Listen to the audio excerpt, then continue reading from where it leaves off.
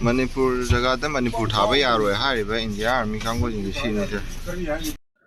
Manipur State Leingak ki leiriba Tourism Department ki maikei ki sinduna pangtokhiba state asigi Siroi Festival lakpa matamda chahi ani helaglaba awara tana thallaba irang asi khara nemtharaktuna chatok chasin tauba yabagi hanagi punsida hanjilakpagi mami ama ugani haiduna yamna kanna asa tawnaringeida Indian Army ki section amagi maikei gi Manipur Leingak ki oina leiriba Leingak ki bus asida Manipur thaba yaroi haiba achingba pirakhibagi oiba yamna chawba issue ama thoki Masigi response the Lamna Masida Lady Mami Ayamba Torektuna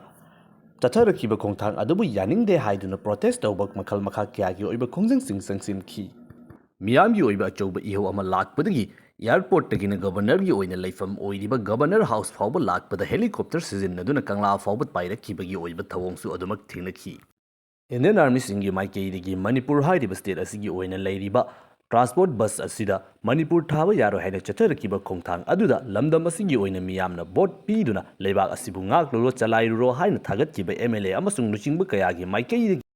social media da lepa leitana condemn tawraki nongmaningni fawba irang asi hanthadana miyamgi oibi iho asi tamna kankhalakklaba matungda makoi khara haunaduna governor unaba chanki Leingak semnabagi damakta makoigi mi masing sure haibo wafam asi makoigi pakum oiki Governor Unaduna Leingak Semnabagi Damakta Taksin Bataraga Sulenga Ama Semnabagi Damakta JP Sinduna claim Tonubagi Oiba Kongtang Adudi majority seat Ladyba MLA Singasigi Maike Chataba Ukide Ngasi Fauba Lenga Adumak Semdana Laki Inquiry Committee Ama Semle Tokiba Togdo Adugi Matang the Generally Bamusing Chapchaba Excel Lokut Keni Haibu Wafam Fongdoktuna Miami Oiba Iho Adu Adumak Lady the Ikan Kangodana Yamna Chau Ichau Ama Muktoxil Lakbadagi Madugi Oibe issue adu tapna name Teraki.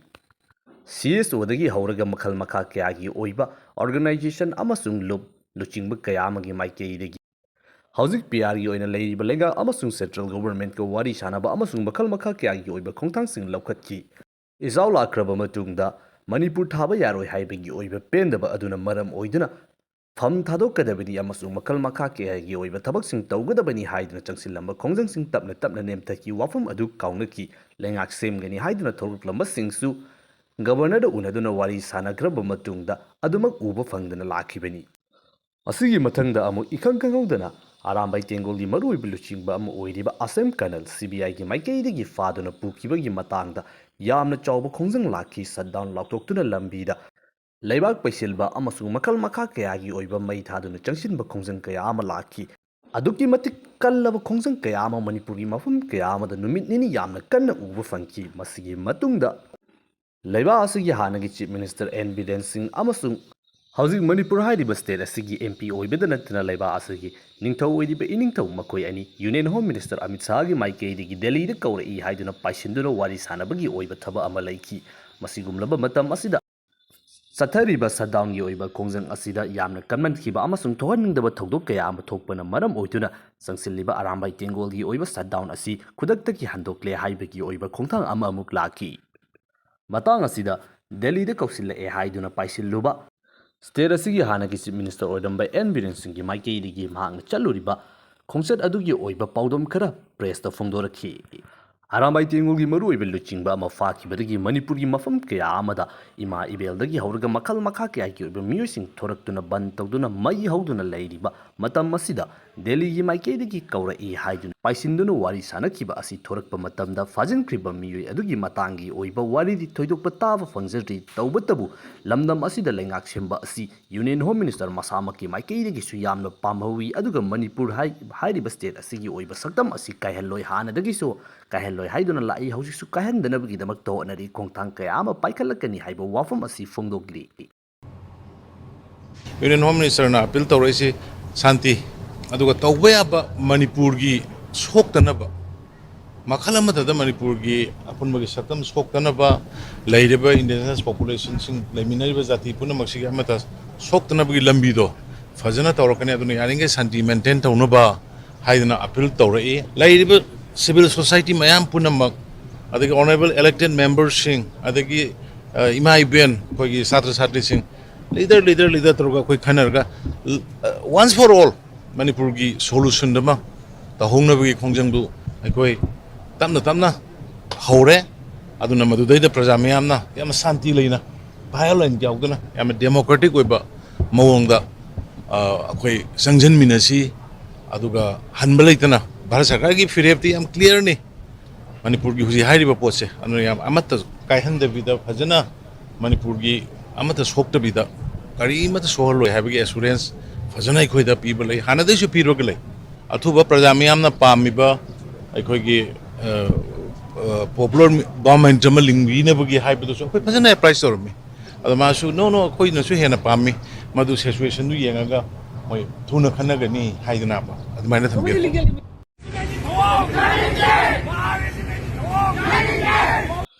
Manipur thaba yaroi haiduna athingba pirubagidamagta irang ama fawba loidri arambai tengulgi maroiba luchingba ama fabagi anauba irang ama muk lakli hadak maraki oina lamdam asigi oina leiriba majority set leiriba MLA sing asigi maikaidagi masigumluba irang asi hek lakpa matamda ikoina uba fangbasi isu ama hek lakpaga Leingak semnabagidamagta ikoi sem sare aikoi mi leire haibanduna unaba Leingak semnabagidamagta chap chaba che pisinduna tawgadaba claim di suktau tawdaba masigi oiba khongthang asi hanjin lepa leitena thengnarakli hangjaningliba wahangdi haujiki oina leiriba isu manipur thaba yaroi haibigi oina leikiba isu adusu thoruktuna ikoi Leingak semnabagidamagta sem sari haibasina pakum oiki handaki matang asidasu Leingak semnabagidamagta sem sari haibasina pakum oiri Matawasum tawduna leiba asigi leiriba miyamsingi maikeidigi board piduna thagatkiba luchingba majority seat leiriba MLA sing asigi maikeidigi atopa matamda uge fangdraga irang hek thorukpa khudingi miyamangda thoruktuna Leingak semnabagidamagta hotnari governor unari central leader unari haiba wafamsing asina adumak pakum oigedawribra aramai tengolgi maruiba luchingba ama oiriba asem kanan fakibagi oina lauthokiba shutdown adu handokiba amasung Delhi da chattuna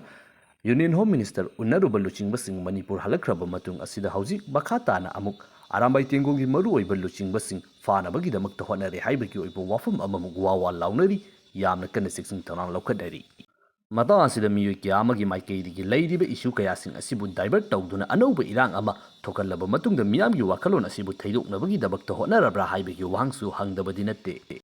matam asimaktada shutdown lauthokningagi matam aduda security force singda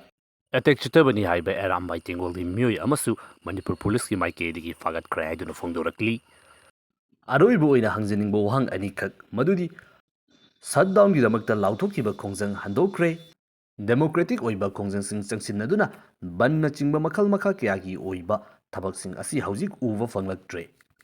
adubu irang asigi mari leinana internet thingjinbagi oiba khongthang asiti haujik fawba Manipurgi high court challenge tawba fawba yawraklabasu handokpagi oiba khongthang asi uba fangdri masina karamba matamda handokadoribano haiba wahang anisubasina handaki irang asida yamna chawba demand ama oina matam thaduna ngarang asida Leingak semgadabani haibagi oiba yamna chawba akanba warning tawkiba adugi oiba khongjang adusu handokrabra natragana handoktribra haibagi oiba wahang mahusagumna Lebaki irang achauba ama thuruklaba matungda yamna kana khongjang sangsiluraba matung Delhi hek yaukibaga khongjang sing adu handokibagumna handaki asisu handokhribra natragana Leingak sembagi oiba demand asi haujisu leiribra madugi khongjang adu leiribra haiba wang asi hangjari